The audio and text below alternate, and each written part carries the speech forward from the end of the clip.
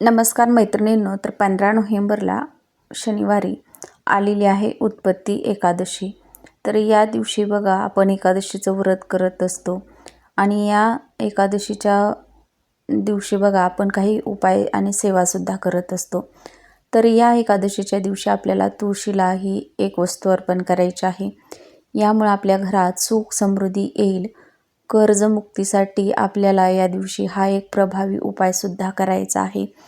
तर एकादशीला आपल्या हिंदू धर्मामध्ये खूप विशेष असं महत्त्व दिलं जातं बघा।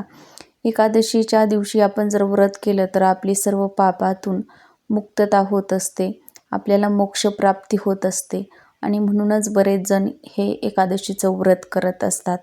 आपण आपल्या घरामध्ये सुख समृद्धी यावी यासाठी बरेच उपाय करत असतो। आपल्या घरामध्ये साक्षात लक्ष्मी नांदावी असं प्रत्येकाला वाटत असतं आणि म्हणूनच आपण आपल्या या एकादशीच्या दिवशी काही उपाय करायचे आहेत। या एकादशीच्या दिवशी जर आपण तुळशी संबंधित काही उपाय केले, सेवा केल्या तर त्याचं शीघ्र फळ जे आहे तर ते आपल्याला प्राप्त होत असतं आणि म्हणूनच आजच्या या व्हिडिओमध्ये मी तुमच्याबरोबर अतिशय प्रभावी 2 उपाय या व्हिडिओच्या माध्यमातून तुमच्याबरोबर शेअर करत आहे। त्यामुळे तुम्ही खालील त्रिकोणी बटनावरती क्लिक करून याविषयीचा संपूर्ण व्हिडिओ आहे तर तो नक्की पहा।